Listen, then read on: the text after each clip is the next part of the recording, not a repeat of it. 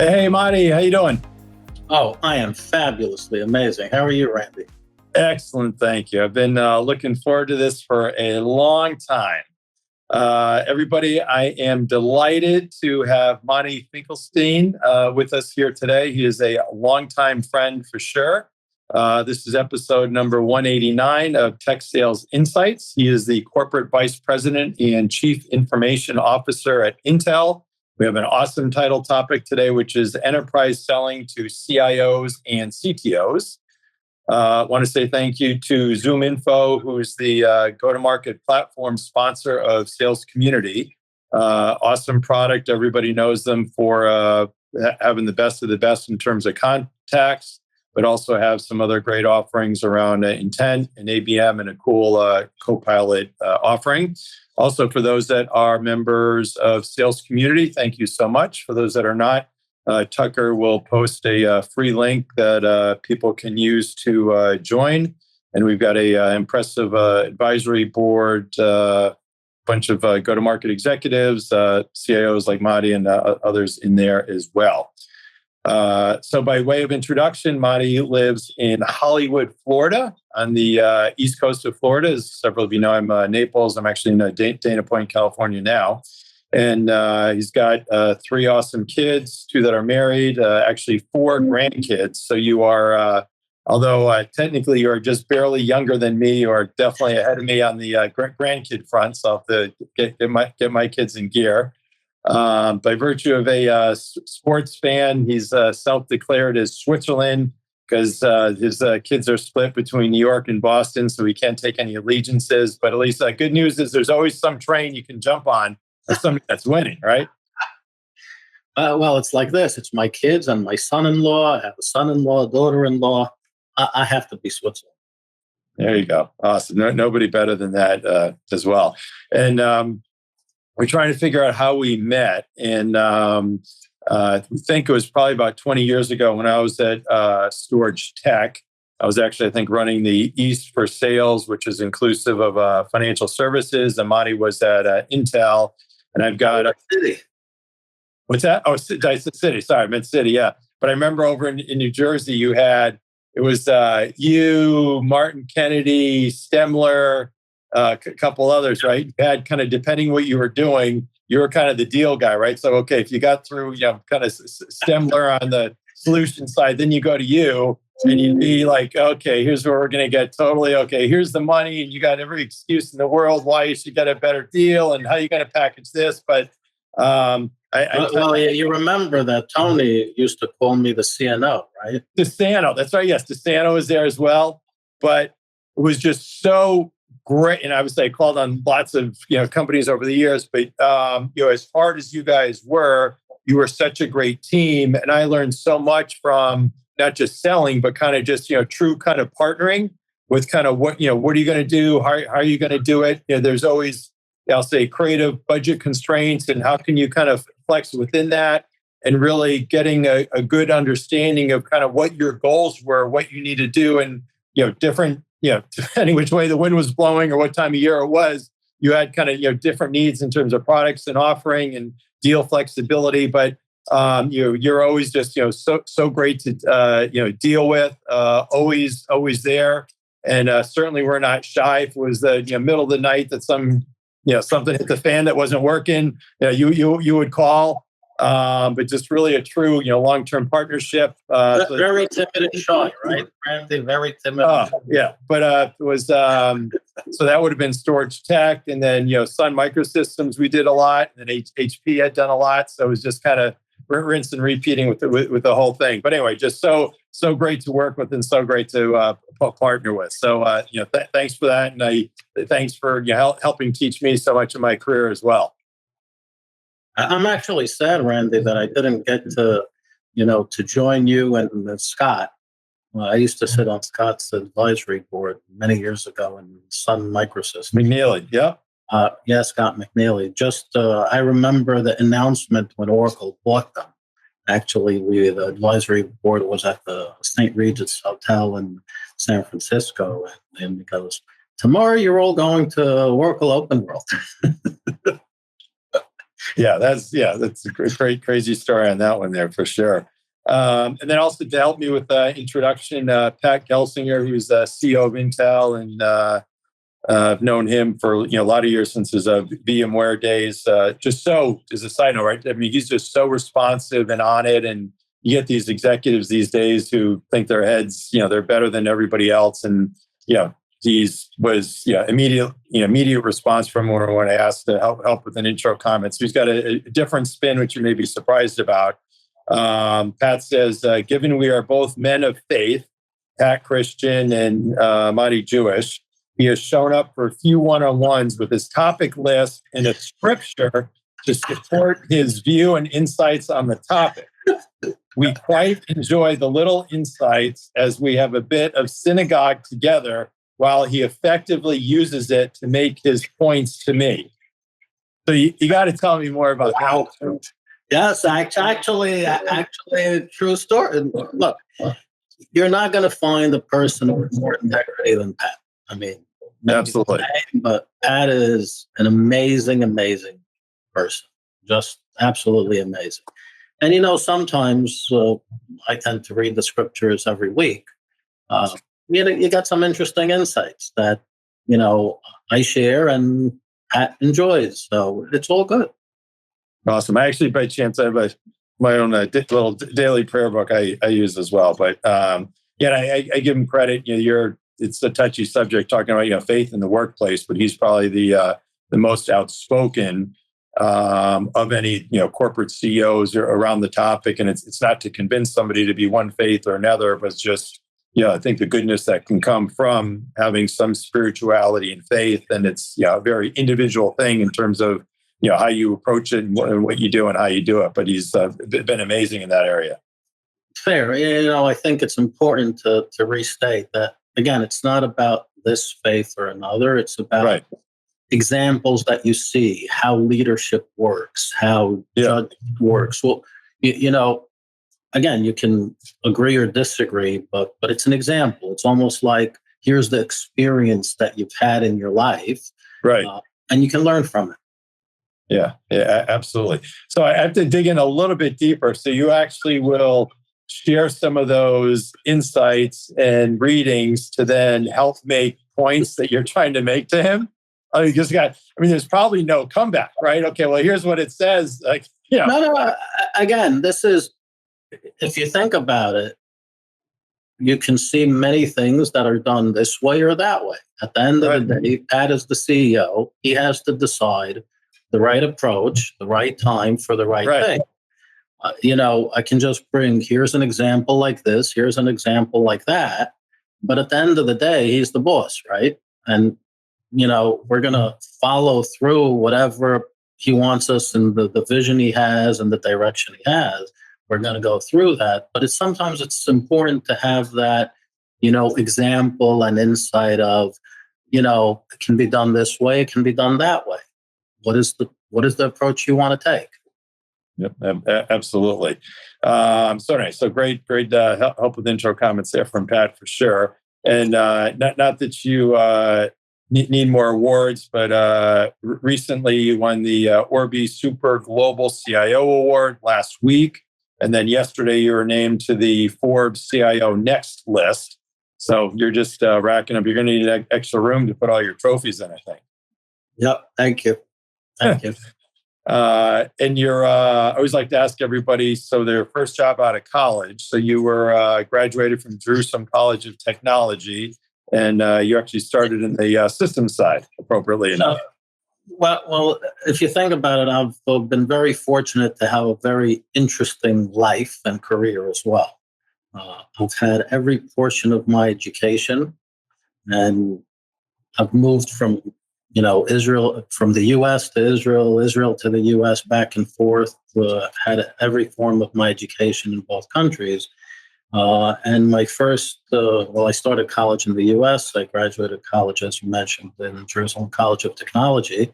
And I started, my first job out of college was the Israeli Air Force Computer Unit, which was a fascinating experience. I mean, the technology and capabilities that you learn and the types of roles that you have to do is just incredible. Someone once said to me that what you manage to do in 6 months and a year, some people don't do in 20 years. And, you know, in real life, not in the military, just because you don't have the time and you have to learn a lot and you have to do a lot within the time that you're there.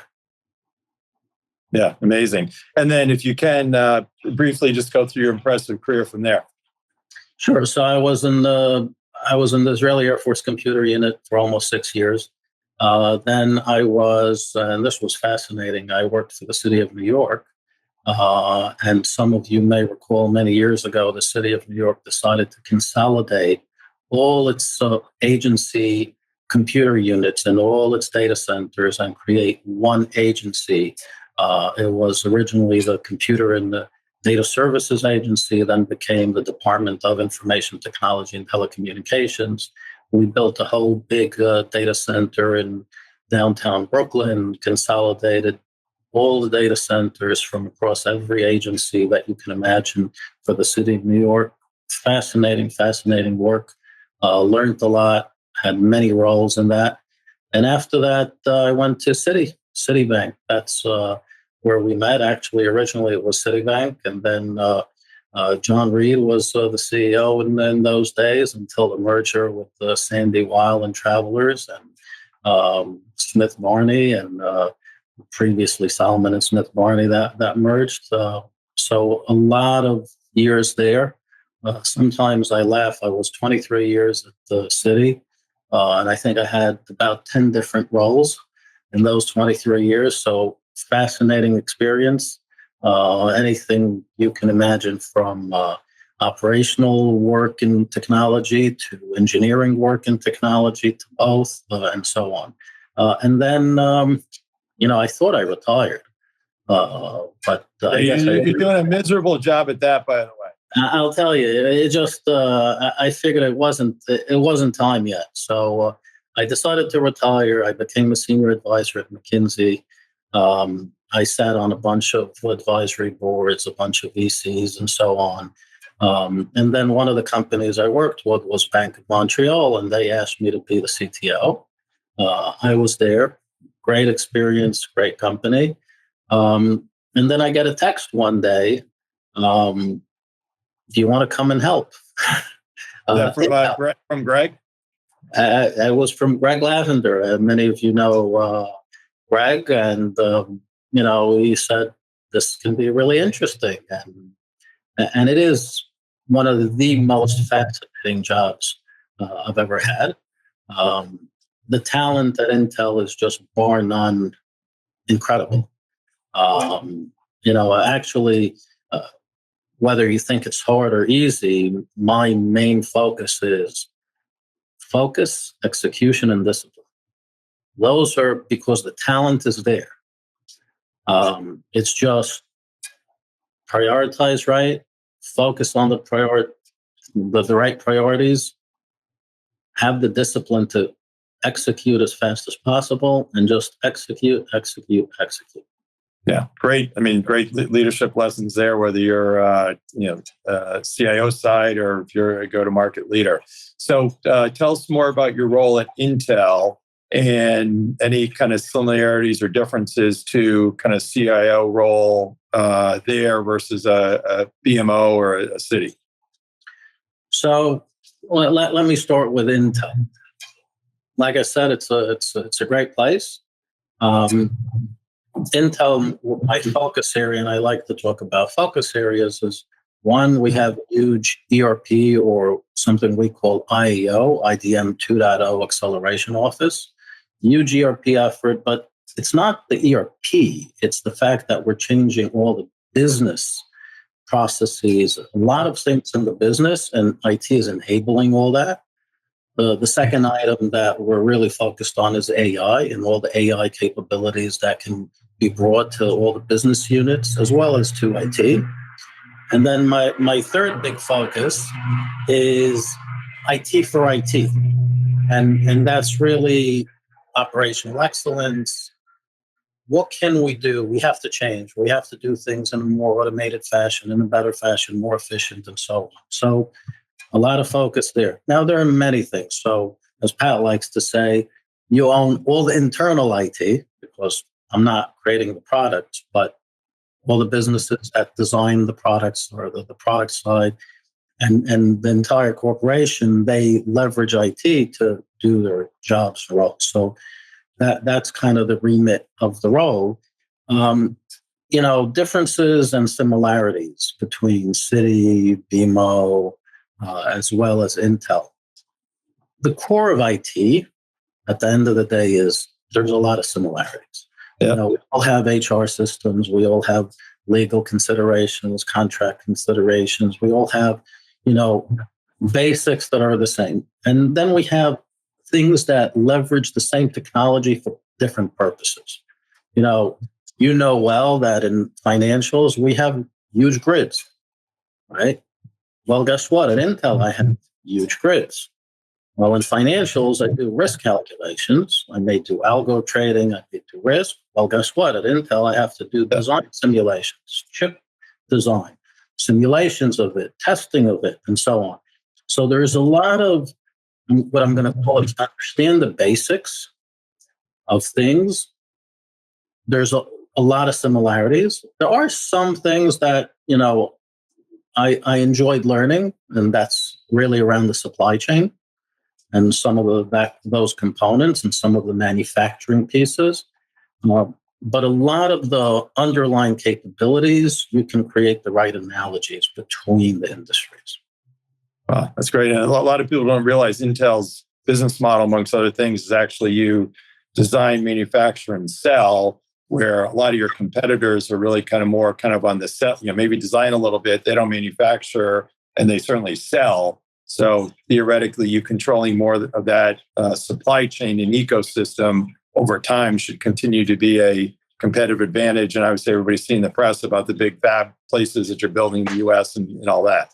Correct. And that was actually one of Pat's big efforts and this vision. So we announced this, as you may have seen, Intel Foundry, which is the fabrication and manufacturing arm, right, is a wholly owned subsidiary now. We have Intel Product, which designs the products, and then Intel Corporate, which is the thin layer on top. But really that structure now, you asked me about financial services. If you go to any large financial corporation, you have the corporate layer, you have the corporate investment bank, right, very different business model than the retail bank. Again, this is not chip making, this is not manufacturing, but again, you can create some similarities to understand this better. Yeah, awesome. So for anybody watching or listening along, feel free to ask any questions or make any comments as we're going through here. So in terms of your role, or amazing role in terms of how you actually support the field sales team, you have the program called IT at Intel. So you match subject matter experts with sales reps, help with customers. Can you tell us more about that? So, I call IT at Intel a small but mighty team. And not only are they fairly small, I actually expanded their focus area to a couple of things. So, one of the things they focused on is very close work with our sales and marketing organization, with Christoph Schell's team, and really helping customers have the conversation and understand how did we solve certain things? Because as a customer, you always want to know, okay, so how are you using your own products? How are you doing something? Or, can you let me know, even if it's not related to a specific chip or a specific solution, it's good to have that interaction and have that collaboration and camaraderie, even if it's, one of the CIOs in the financial services asked me, so okay, what are you doing on ERP? What are you doing on this or that? And it's good to have that group, just like you have the group here, to ask and get advice. What IT at Intel is focused on the specifics. We publish many white papers on how we do various things.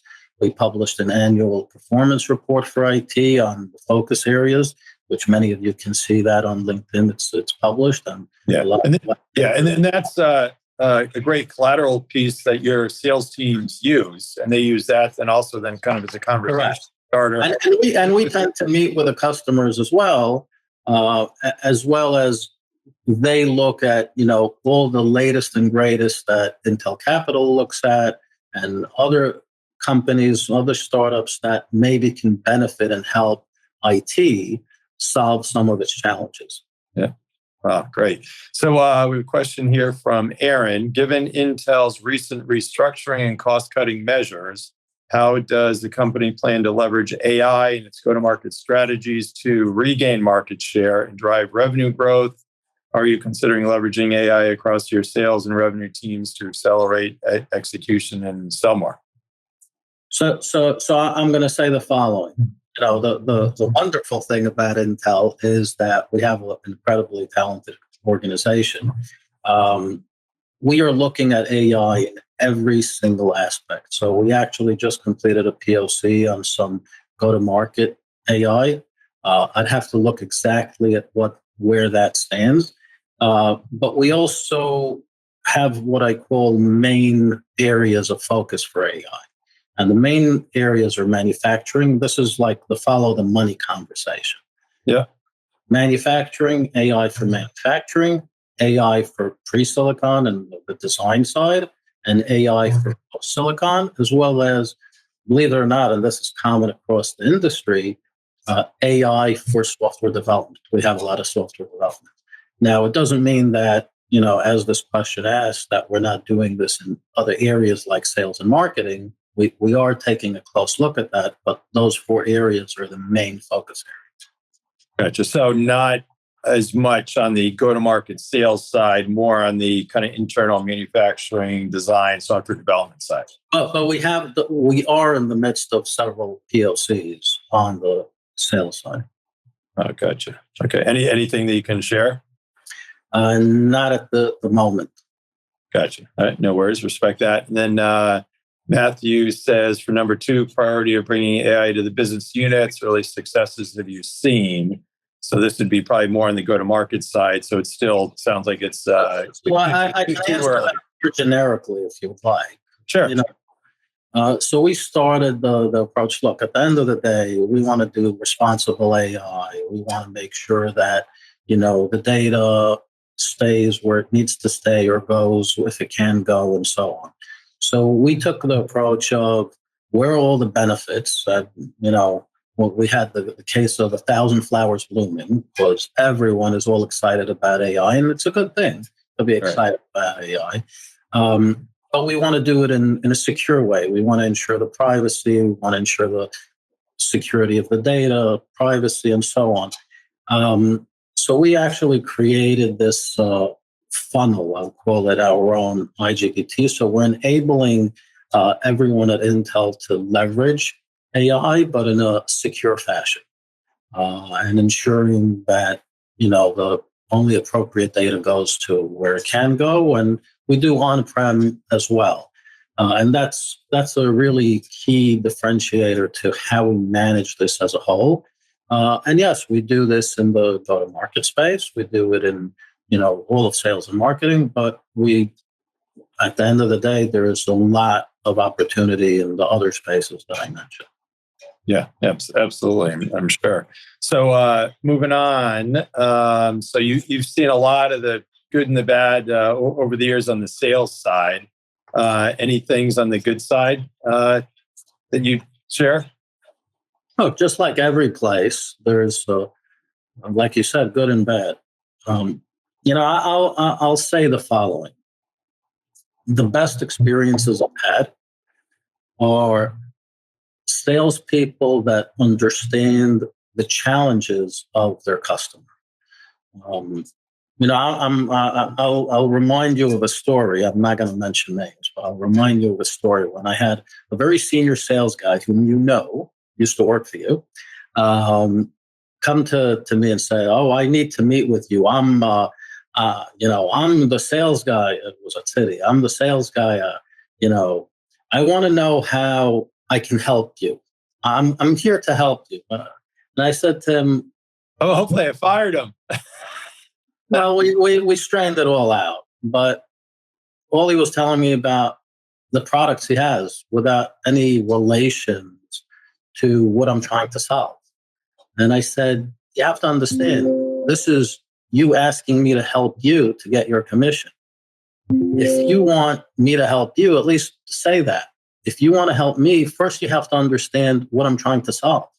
Right. You need to understand my business, my challenges. And it's not always about, just the product. It's about the solution as a whole. It's about that relationship. And look, you and I know that the really good salespeople, we've had relationships for years across companies, across, products, across everything, because you understand what I'm going after. And when you started this conversation, you actually mentioned, we had to create, I'll pick on your days in Sun Microsystems. When you came out with the E189, we created a pay-per-view model. I paid by uniboards because that's how I charged the business units. Yeah. Right. It was a new creation. It didn't exist in those days. Right. Yeah, totally. And then with your kind of collaborating with the sales teams there, you've got, kind of Christoph and others. So how does that relationship work? I once said to Christoph, and this is true, and you asked me about similarities. I said to Christoph, the sales and marketing group at Intel is just like the bankers in a bank. At the end of the day, I used to go with, the TMT bankers or other bankers to various companies, and we used to listen to the companies. We used to explain what we do and how we can work together. The same thing really in the sales and marketing team. We have the conversation. I'm actually customer zero for many items. So I'm the person that gets to test things out first in a way and provide the feedback on many things and make the suggestions that I can make. And sometimes they're accepted, sometimes not, and that's okay. But there is a fairly close relationship between IT and the rest of the business units and sales and marketing especially. Yeah, absolutely. And then with working with Greg Ernst and then Christoph, any other things that you're engaged with in helping them? So many of these items are, if you pick on certain companies that we deal with, because we work with OEMs as well as we work with end customers, it's really that understanding of, okay, not only how do we solve it for them with the products, but how did we actually do it? Or how do we think about it? Or what approach do we want to take? And it's usually easier for practitioners to speak to practitioners in this space because then they feel it's real. Again, I'm not going to mention names. I've only mentioned the Sun Microsystem because they don't exist. But in the past, when I was in finance, many of my questions to the sales guys, and this well, was, okay, so what do you do in your own company? And can I talk to your CIO to hear about their experience with it and see how it actually worked for them and show me? Yep, absolutely. Yeah, by chance, I had last week had John Hinshaw on, who was a longtime CEO, Boeing, Verizon, HP, but at HP, he'd served us. It's similar. And that was HSBC. Yes, yeah, absolutely. Now he's doing the Blackbird Winery. Yeah, great wine for sure. And then working with it, you already mentioned. And by the way, the new CIO at HSBC is Stuart Riley from Citi. It's one of these families that we keep knowing each other. There you go. Yeah, great people, and there's the great time there way back when, and it's great to see everybody moving on as well. So, what about any other kind of just sales kind of pet peeves that somebody calls you or they've got a meeting with you, which is obviously a big at bat, just to get any limited time with you at all? I'm going to say this. There's a huge difference between a salesperson that did their homework and a salesperson that didn't. And doing the homework means understanding some different layers. There was a very successful CEO of a startup that once said the following to me. He said, I have one product, I have a small startup, but I have to speak 5 different languages because the engineer wants to know, why is my product unique and special? And I have to prepare for that. And their boss wants to know, why is it resilient? How is it available? How easy is it to maintain? How easy is it to operate and support? And I have to be prepared for that as well. And their boss wants to know, how much money am I going to save if I switch to this solution and I implement the solution? And then their boss wants to know, is this really innovative? Is this really a game changer?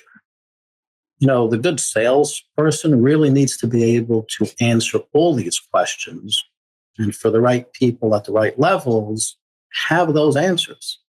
And that's how they earn the trust, and they end up with the right relationship. Yep, absolutely. And then, talking about relationships, so maybe talk to the importance of that over the years. It's funny. I've known you for I'm not even going to say how many years. I'm going to make myself feel old, but you're going to laugh in many cases. So when I went to BO, when I went to Intel, now that I'm at Intel, many times I will call, even though I have a new sales rep for a specific company for this or the other, many times I'll pull in some of the people that I know from the same company, just to ease in and get that comfort level. Right. And fortunately for a lot of people I know and a lot of people I'm friendly with, they've been very successful, just like you. And, they kind of have potentially much, much bigger roles, but that friendship lasts.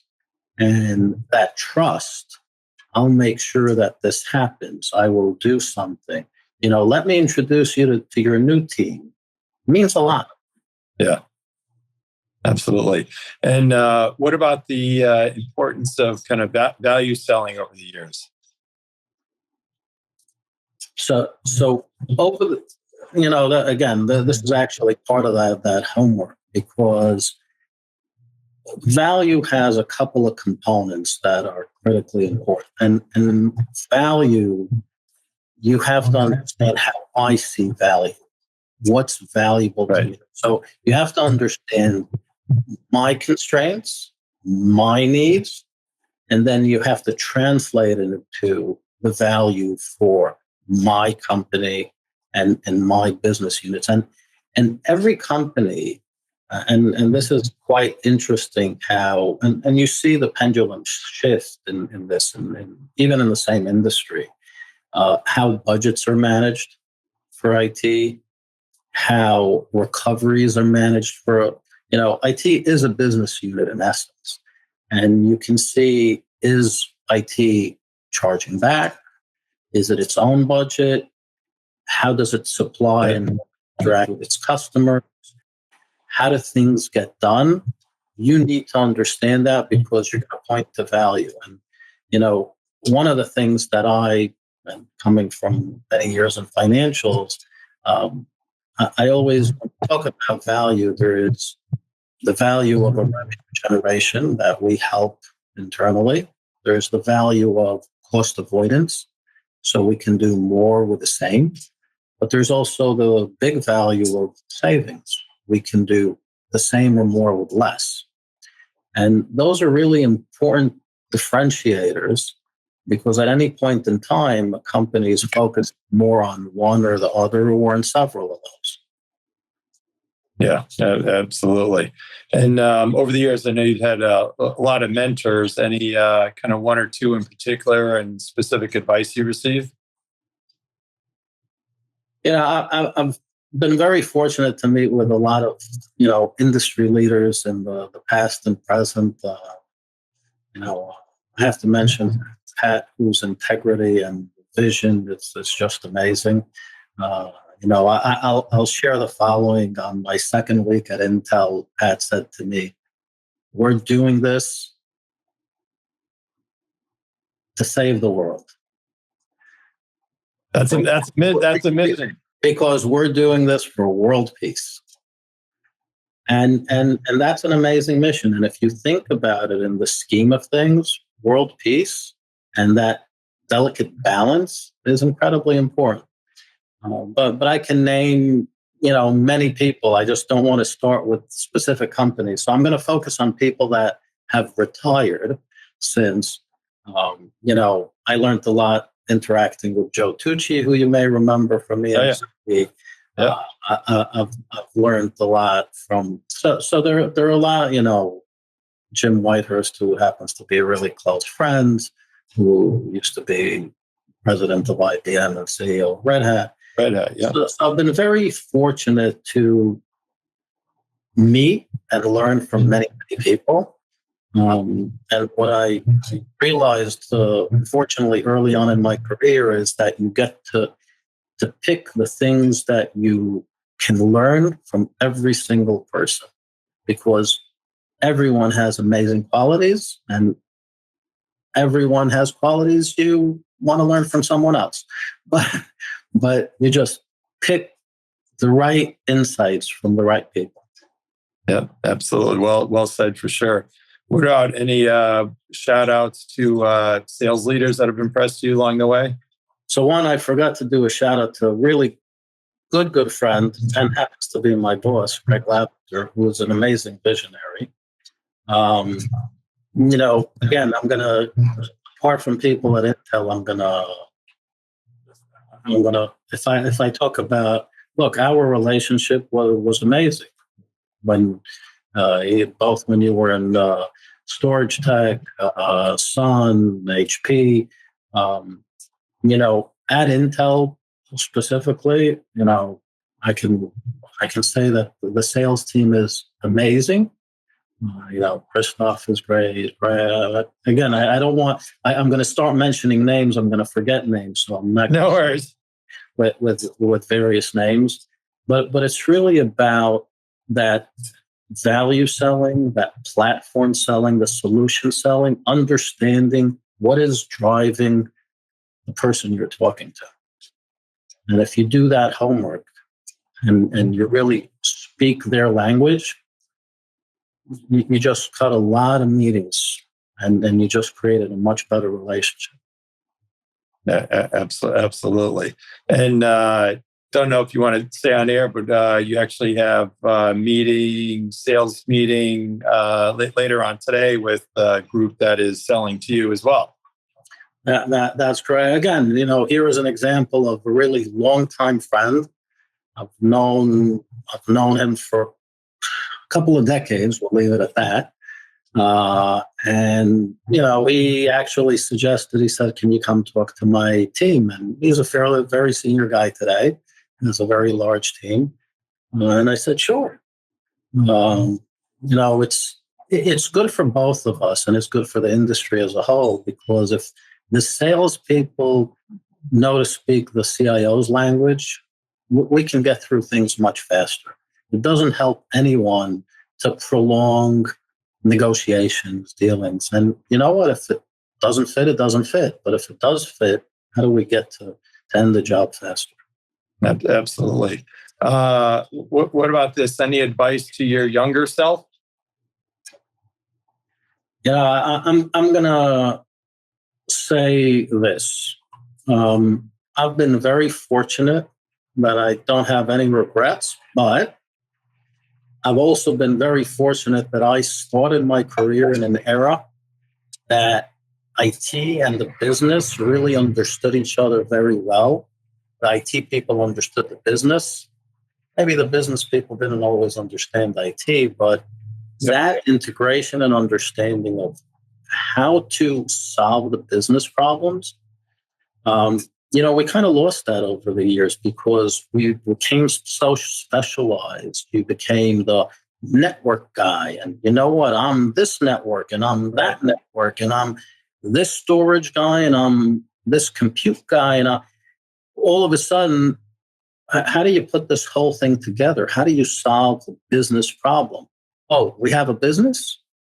So the advice I give myself all the time, and I give my children as well, understand the business. If you don't study it, learn it, understand what the goals of the business are, and then figure out how within your capabilities you can make things better for the corporation as a whole. Absolutely. Well said. Well, time flies when you have fun.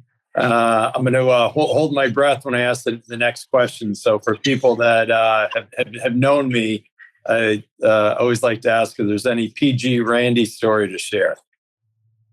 I don't know if it's going to be PG, but so I'll tell you this. So I call Randy. We're in the middle of some deal, and I need to change something, and I need something done. And I call Randy, and it goes like this: the phone rings, and all of a sudden, hello. Oh no! I go, Randy. Yeah. What's happening? I go, Randy, are you okay? Are you having a heart attack or something? No, I'm running in Central Park. I go, then why are you picking up the phone? It can wait. He goes, no, I saw you calling. So I picked up the phone. I said, okay, finish running. Call me back later. This is not that urgent. But that was a funny story. But on the other hand, it tells you the importance of a customer to a salesperson. But it also tells you that when you have that relationship, you know what? I could wait for you to finish your run in Central Park. might have a heart attack. Yeah, and I do remember that, and I found it the hard way. You never think Central Park's that big until you actually go and run it. This is just massive. So every time now you fly over, I look at it, I just point out, you wouldn't believe how big Central Park is. That's crazy. But yes, and obviously for relationships and people like you, happy to do it. So you've been an amazing guest, so much wisdom, so much to share, so many great experiences that we've had. So thanks to Zoom Info, who's the go-to-market platform sponsor of Sales Community. And Tucker, as always, thanks for your help behind the scenes here. Wendy also posted that IT annual performance report.